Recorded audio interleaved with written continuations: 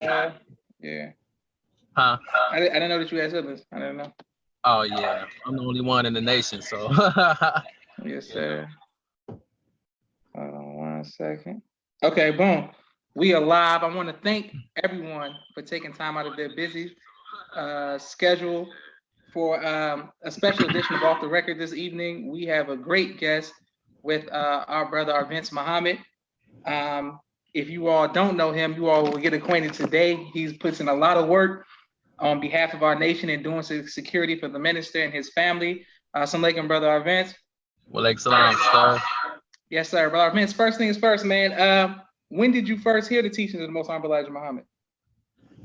I first heard the teachings, I was in 6th grade on the south side of Chicago, born and raised. My blood brother went to college, to Grambling State University, and he heard Dr. Khaled teach at his school. So when he came out of school, he came back home to Chicago with this new teaching. My whole family fought him tooth and nail, but me being a child, I was interested, because I was raised in church. So I began asking him questions, and everything was new to me. And all the questions I had, he answered. And the life-giving teachings of the Most Honorable Elijah Muhammad that he gave to us from what he had, my blood brother, it answered everything that I ever heard of in church that no one in church couldn't answer. And it was a way out for me out of the hood, the ghetto, the war zone. It was a new way of life for me. And mentally, it just freed me, and I loved it. So ever since 6th grade up until now, I've been blessed to follow and study the life-giving teachings of the Most Honorable Elijah Muhammad. Praise be to Allah. Excellent. Alaikum salam, Mimi. Alaikum salam, Sister Mariah. Aisha, let me know when you're ready to give me the greetings as well. Okay, brother Arvence, what was it like meeting the minister for the first time? Meeting the minister for the first time, I was mesmerized, man. I'm like, who is? Because the first time I seen him was a videotape that my brother showed me when I was in 6th grade. And I was glued to the TV like I used to be glued to the TV watching cartoons, you know what I'm saying? So I'm glued to the TV and I'm looking like, and I kept asking my brother, who is that? Who is that? Who is that? And I don't even remember what he was saying on the videotape or nothing, but I just remember he was clean, had on a suit. He was so strong. It's just a beautiful spirit, beautiful person. And when I met him in person for the first time, it was at Mosque Mariam. My brother took me to go and hear him speak one day. And there was a long line. You know, back then he used to shake everybody's hands. Yes, sir. Yes, so I stood in this long line. Literally, the line was out the front door, bro. But I was like, my brother's like, man, it's taking too long. Let's go. I said, no, I want to shake his hand. I got to shake his hand. Yeah. So when I finally got up there, it was like 2 people in front of me. I'm starting getting nervous. I'm looking, you know what I'm saying? And when it was finally my time to meet and greet him and shake his hand, I just kept staring in his eyes and my mouth was open like, you know, I couldn't believe it, man. And he looked at me. He held my right hand with both hands. He said, how are you, brother? And I was like, good. You know what I'm saying? I didn't know what to say. I was just mesmerized. And he said, may Allah bless you. And I was like, thank you. You know what I'm saying? And then I got moved out the way and someone else shook his hand. But I'll never forget that, bro. It seemed so simple and so short, but it meant the world to me.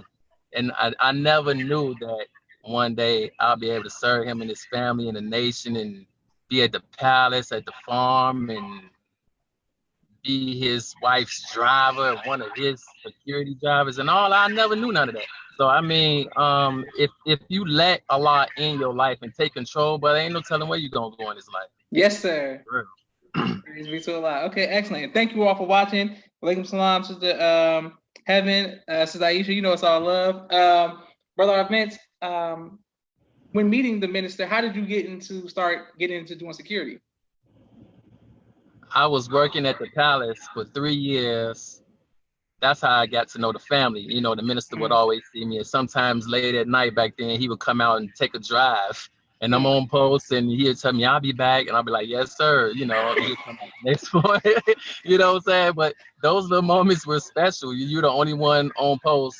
And he come out and it's just you and him outside. You know, and he decides to bless you and speak to you. So, I mean, I was chosen by Sister Betsy Jean to work at the farm. And, she talked to some of the people on the E team, and they knew me. They knew, you know, I'm a good worker and I do as I'm told, and I wasn't into no BS. So I was chosen. I never tried to go to the farm on my own. I never tried to get on the E-team. Only thing I wanted to do when I joined the nation was work, help, work, help. You know, people even tried to make me a lieutenant before. I said, I don't want to be in charge and tell nobody nothing to do. I want to be a worker. I want to be a soldier. You know what I'm saying? More people dedicated that's gonna do actual work. You know, and that's how I got to be on the E-team. How I got to be at the farm. I was chosen by Sister Bessie Jean, and Josh talked to me. You know, the minister's son. He talked to me and, you know, questioned me a few times. And I mean, from that point, it was just, now I've been at the farm for 15 years. You know what I'm saying? Praise be to Allah. Okay, excellent. Thank you. My sister Mimi says that's beautiful. And thank you for your service to our nation. Sister Mariah says, I love to hear believers' first experience of the teachings. It's like you literally watch us fall in love with the mission all over again. Praise be to Allah. Okay, now speaking of Mother Farrakhan, many times she's very reserved and people don't really see her unless they're at the children's village. Is there anything you can share with us just behind the scenes, how nice she is to you and her and your relationship with Mother Farrakhan? She's just like the minister, but the female version. And like literally, she's the nicest person. She's an excellent guide. She's the nicest person. She's an excellent guide. She's an excellent mother. I mean, man, she's been an excellent mother to me and some everybody else. And she tells me a lot. I see you all as my sons. And she actually does it, like literally. And it's an honor just to look at her, man, just to be around her, just to drive her, just to talk to her, you know. I could go on and on, bro. It's literally no words. It's literally just like the Honorable Mr. Louis Farrakhan. And being around her and the minister, I could see how it was in the first rise before I was born, how it was to be around the most Honorable Elijah Muhammad, bro. And I could see firsthand now, you know. So I mean, all of the mothers of the faithful, it's a blessing to see them, man. And I just take pride in being able to see people and know who I'm looking at. I'm standing on your shoulders. You see what I'm saying? I'm here because, you know what I'm saying? That's a blessing, man. And I don't want to take that lightly, and that's why I work so hard, because I don't want to ever take it lightly. People literally fought, bled, and died for us to have a nation, for us to be able to say Assalamu alaikum, man. You can't take this lightly and for granted. Praise be to Allah. Wonderful. Now I always ask the members who do security for the minister, the E-team, or whether it's captains or just soldiers, maybe ministers, have you ever felt fear for your life in the line of duty? And if so, how did you overcome that? I never felt fear because I came on the E-team with the thought to give my life for the minister and his family. So if I'm gonna die, as long, the only thing I'm worried about is taking, you know, the enemy with me. I don't care.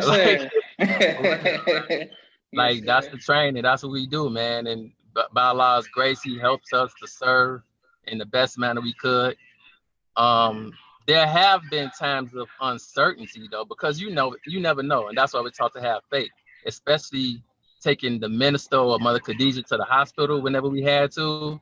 Man, you don't know these people, bro, for real. And you can't trust them, man. And sometimes some of them be on some BS. You know, some nurses try to dip in the room and ain't supposed to be. Like, hold on, like the other nurse just came in. Oh no, I just want to draw some blood. No, you ain't drawing no damn blood right now. Hold on, like you come back in the morning. Wait till the head nurse come in the morning. Like sometimes you got to put your foot down, because you can't.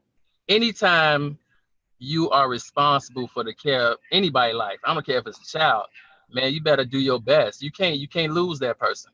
You know what I'm saying? You can't. You got to do your job, man, and call on Allah and beg Him to take over your heart, your mind, your spirit, because you don't know everything, but He does. And all of a sudden, He'll give you a thought or a feeling that'll guide you towards seeing something nobody else sees, and you'll be able to stop something before it happens. Praise be to Allah. And Brother Arvence, this is an honor. Thank you all for watching. Alaikum Salam, Brother Daniel, because I've known you for quite some time, but I always tell people, if you could speak to Brother Arvence, he's so much more than a serious look. He's very spiritual and very deep. So it's good to hear you expound on your the spirituality side as well, brother. Speaking of knowing you for quite some time, you and I were competed against each other in the drill competition in previous years. What made you? Congratulations on winning the drill competition as previous year. what made you be drawn to drill? It's just that strong. Well, me coming from the streets on the South Side, you had to be strong in order to survive. I mean, so coming from that type of environment, coming into a strong nation under a strong brotherhood of the FOI, the drill was something that drawn my attention so much that I wanted to be a part of because of the strict discipline and how it really teaches you to be a strong, disciplined man. You see what I'm saying? It's not just about drill and face movements. It's really teaching you life lessons. Yes, sir. Yes, sir. As a man. And I just love being able to express that and inspire others, man. I just love it. I just love the sharpness of it. It makes me better. It literally makes me better all these years. And the reason why I decided to drill this past Savior's Day is because Chicago hadn't been in the drill team for at least 6 years. Chicago has been absent. So myself and brother Michael from DC, who's in Chicago now, me and him came together and said, man, we got to get a drill team together. We have to. We can't let headquarters be silent. We got to, coming from headquarters, there's so much pressure on us here. Yes, and sir. I talked to brother Michael. I said, man, it's a shame for us to stand on all these shoulders in Chicago and we're not representing that or trying to. So that's what sparked us to help to get the drill team together. Praise be to Allah. Thank you. Alaikum salam, Naima. Okay, brother Arvence, what do you do for fun? What I do for fun, architecture, man. I love architecture. I draw blueprints. I build models.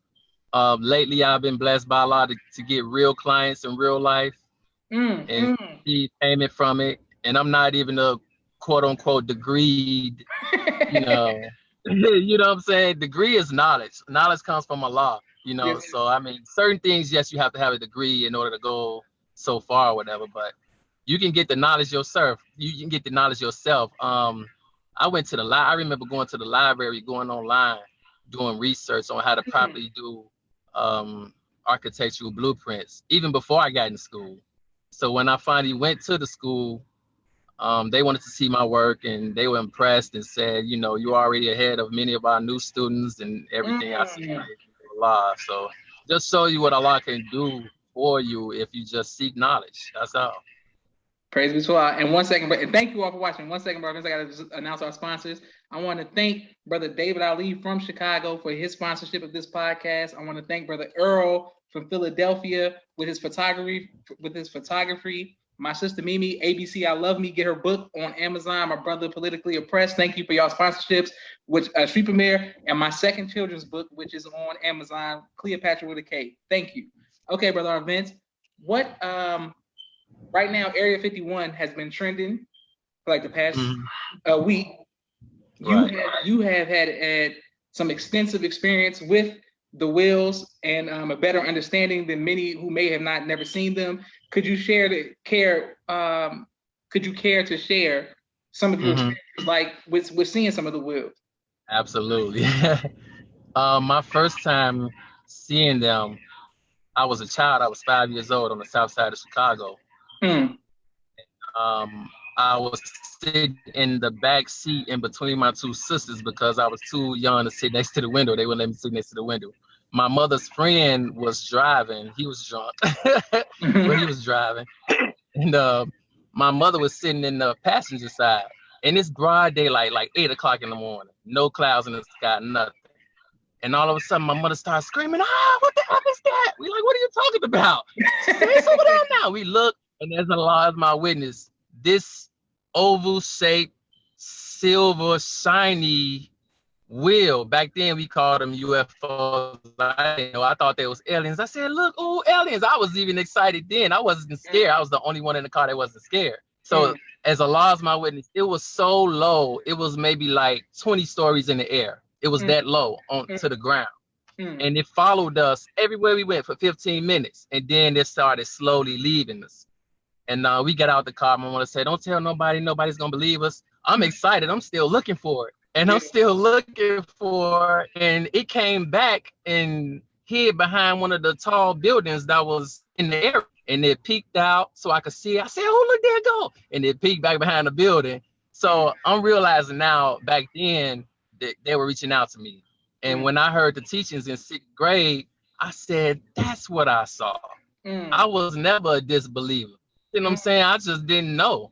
And Yes, there's so sir. many millions of people out here that don't know. And those of us who do know, we have to teach the people, because the Honorable Minister Louis Farrakhan said the enemy has spent billions of dollars blinding the American public in the world to the reality of these wills. He said, but we are making it crystal clear to everybody for free. Yes, sir. You know Yes. what I'm saying? And they, I first started to recognize the wills coming to the farm in 2011, all the way up until right now. And they've been coming every month, every week, and they usually come out when I'm up on post at night at the farm. For some reason, that's when they mainly come. I've seen one time in the daytime at the farm, but I usually see them at night. They've come in different. I mean, I've seen all type of stuff, man, and I can't even begin to explain what I've seen, bro. I've been blessed to get video footage from them. I've been blessed. I don't have any pictures, but everything that I don't have video footage for, I have text log that I write down on my phone and I save it from January to December every single week, ever since 2011 up until this year. Praise be to God. And every arrival is different. No, go ahead. Every arrival is different. It's different colors. I've seen different shapes. They've displayed different speeds. Sometimes they arrive to the farm and they don't move. Just light comes on, they change different colors and don't even move and just disappear. And I began to tell the Honorable Minister Louis Farrakhan of their arrival every time. And he built up a personal relationship with me concerning the wills. And he said, I want you to tell me when they come down low. I want them to come down low and shoot off. I want you to tell me when they come down low. I said, yes, sir. He went in the house. I looked up. I said, I know y'all heard that, right? You know what I'm saying? And as I lost my witness, I've been waiting on it. And the next week after that, 2 of them actually came down low and shot off. And I let them know. And they've came to my house twice in 2 different residences. I lived in Chicago.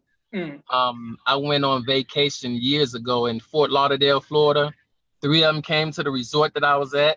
You see what I'm saying? So they've been following me around, and I've been allowing them to do what they please with me because I know who they are.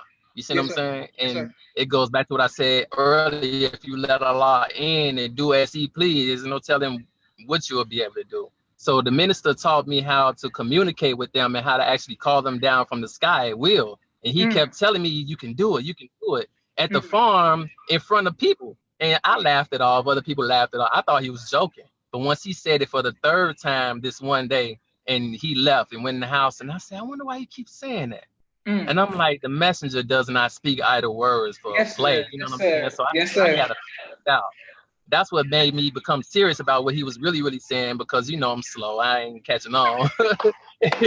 You know what I'm saying? So I'm like, I got to figure this out. And it bothered me so much. I had a dream about what he told me earlier that day. That same night, I had a dream about what he told me. And the dream woke me up. My heart was racing. Some said, go outside. I'm at the farm, man. I run outside barefoot, you know what I'm saying? On the front porch. And I looked up in the sky. It's like 2 a.m. It's dark, stars everywhere. I did exactly what the minister told me to do, to call them down. And as Allah is my witness, this big white light appeared overhead over the house. And it just took off. It took off like a streak of light. Man, it scared the hell out of me. I ran back in the house. Because that was the first time something like that happened where they responded to me calling for them to come. And so over the years, I've been practicing that, and it's been getting better. Now it's to the point, if I think about them, they come.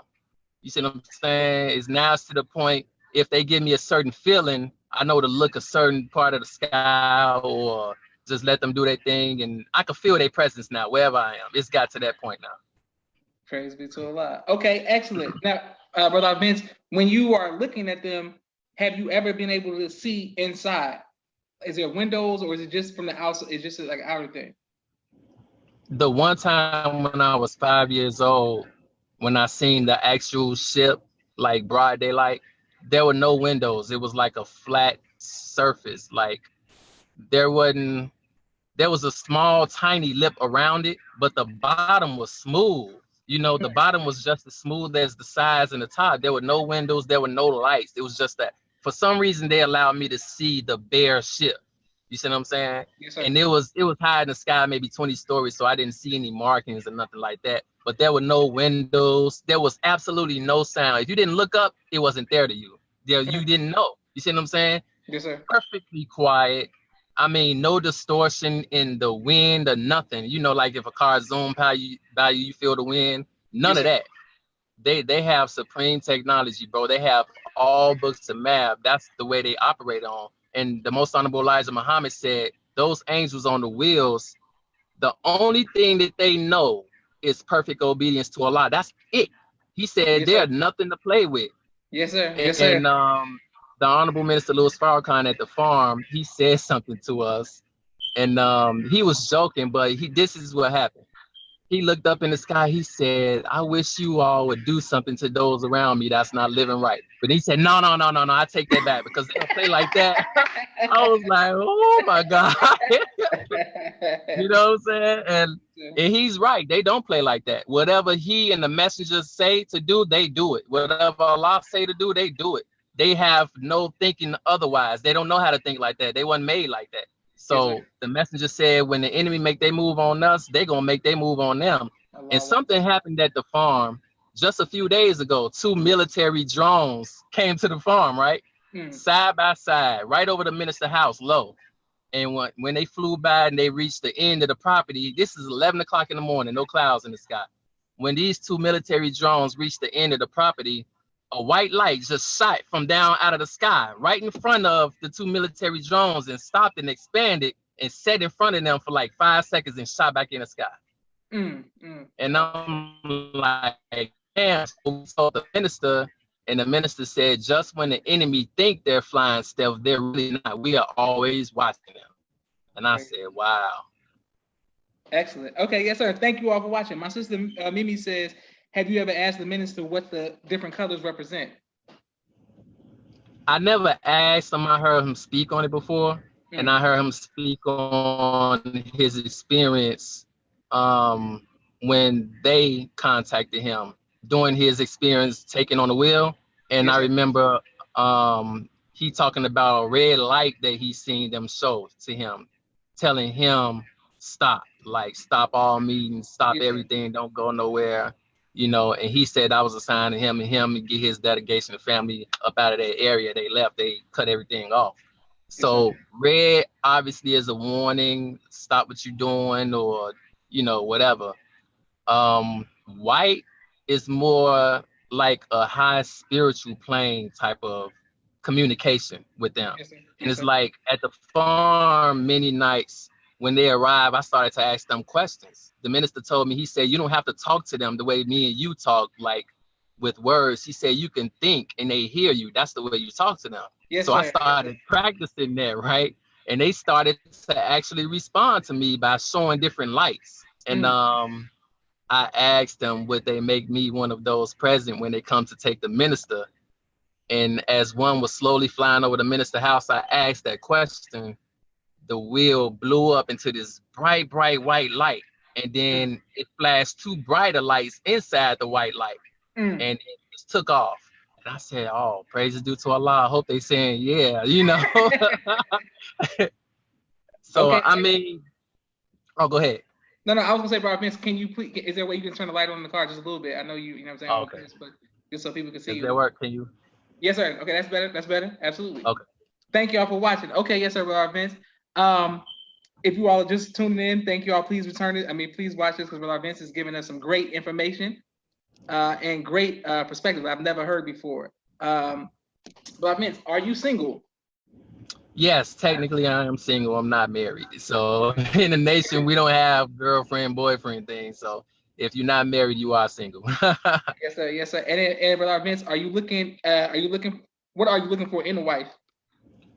What I'm looking for in a wife is someone who loves Allah and his messenger in our nation and loves this work so much that if I'm striving to be a righteous man, striving to be a hard worker and doing the work that I do, she loves it and it's not a burden on her.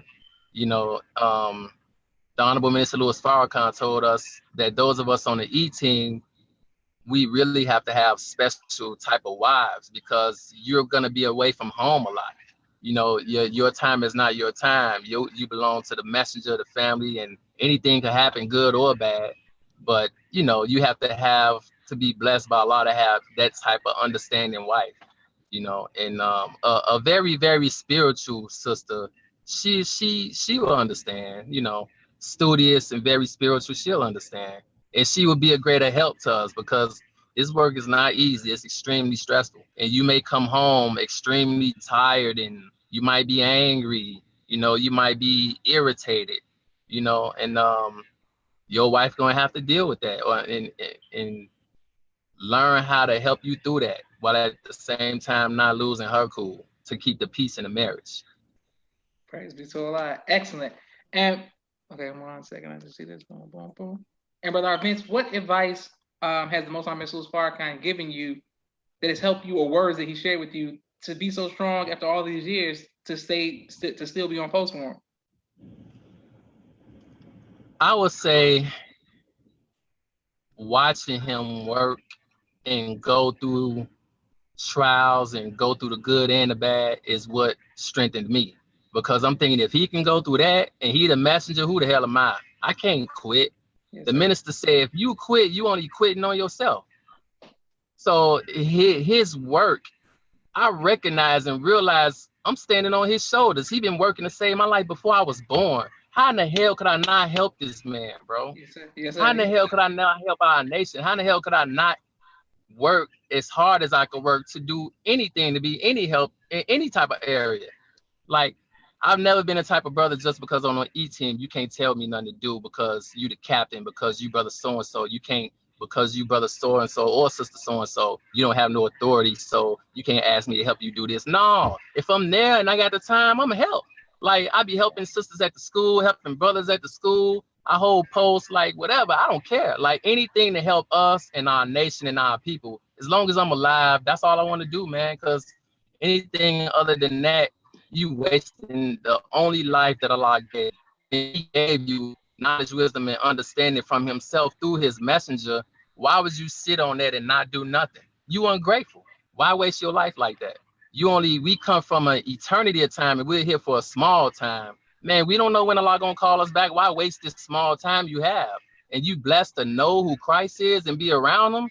Man, please, there's people around the world that'll give everything they got just to look at him in person, without touching him, without talking to him.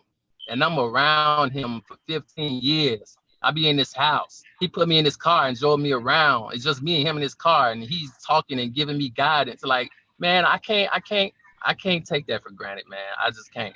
And I won't. I kill myself before I do it. Shit. Excellent. And Brother Arvence, to everybody who's watching, this is Brother Arvence. When he's on the record and off the record, he's always like this ever since I've known him. And thank you, sir. But, I got one more question for you, and thank you all for watching. What do you want the minister was speaking today, and he was speaking about when he leaves and things of that nature? What do you want your legacy to be? How do you want people to remember Brother Arvence? I remember the minister speaking about Brother Salim after he passed. And he said Brother Salim was an excellent example of how to serve. And I said to myself, damn, that's what I want to be. Brother Salim never made no big deal about himself, but he was a big deal because of his work. You always seen him working, man. You could tell he was sincere and loving, you know what I'm saying? And anytime you met him in person, he left a great impression on you. He was super duper funny. Exactly. So that's my legacy, man. I just want to be known as a sincere human being who loved the messenger, his family, our nation, our people, who always wanted to do something to help. That's it, man. Anything I can do to help. That's what I'm here for. That's why I joined the nation. I personally joined to help.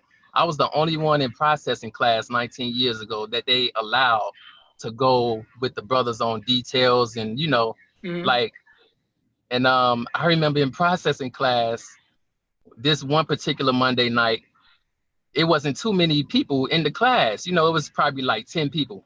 And I'm like, where's everybody at? I'm like, whatever, I'm here. So I sit down and I sit in an area where there's no one sitting around me because I want to focus on what was being said. So all of a sudden, this older black man comes in with a bald spot on his head. I mean, I'm looking like I never seen him before. And he does something drawing him to me. I didn't say nothing to him, but he came in, he looked at me, he looked around the room, you know, looking for a seat. He looked at me and he came and sat right next to me on my right side. And I'm looking at him like, why the hell you sit right next to me? You know, I didn't say nothing. I'm like, okay, whatever, let me pay attention. So he never said a word. When it was over and people were starting to started to leave out, he looked at me and said, how old are you? I said, 19. He said, what you doing here is a great thing. He said, whatever you do, don't you ever leave. He said, if you never see me again, always remember that. Don't leave, stay here. And he got up and walked out. I ain't never seen him again. He literally never came back on the property, never came to the mosque. This was 19 years ago. And me being blessed to be an active, consistent soldier, the most time I ever spent away from the mosque, I think was like 2 weeks. And I think I was sick or something like that. So he literally never came back around, but he gave me guidance and said, this is a great thing. Don't leave. You know, don't let nobody distract you. And he was gone. So I'm like, damn, was that an angel? You know what I'm saying? Allah send you angels as people, whether they know it or not. And some people are actual angels. Mother Tanetta said, they're actual angels around us to guide us. They're people, but they can't feel who they are because the enemy's looking for them to kill them. So I mean, I believe one of those angels came and gave me guidance when I was in processing class, and I followed his instructions, and I'm still here. Okay, wonderful. And I thank you, Brother Arvence, and I thank you all for watching. But Brother Arvence, your spirit has always been the same and always been that of a soldier and a great reflection of the minister in his spirit. May Allah bless you to be strong and to continue to protect our man and his family. And please get greetings to the rest of the brothers. And man, I'm just honored that you will come on the People's Podcast Off the Record and share the inspiration with us, bro. Man, I'm honored to be here, bro, and I thank you for doing what you do, because it's a lot of people whose stories I heard because of you that I've known for years. I never knew how important they were to me until you interviewed them. And when I see some of them, I said, man, all these years I've known you, bro, I ain't know, you know what I'm saying? Because they humble, they don't toot their own horn. They just keep working, you know what I'm saying? So, I mean, man, you a blessing, bro. I don't know if you realize it, but you an angel, bro, to people. And what you're doing here, it's online. So when a minister leaves, what you're doing is going to be one of the things to help people get through the dark hour. You know what I'm saying? Because you'll hear what other people going through. You'll hear their guides and say, do this, don't do that. You know, it's a blessing, man, because I personally won't get to talk to everybody in the way that you do. You see what I'm saying? So just with you doing what you're doing, I could go online and just get fed, man. So I thank you. And I thank you for even interviewing me, man. It's an honor to be even thought of like that. Thank you so a lot, brother. It's an honor. You're a great soldier. And I love you, Brother Arvence. And I love you too, bro. Man, I love your family too, man. Let your family know we all love them, bro. I will. And thank you. Assalamu alaikum. Wa alaikum salam, sir.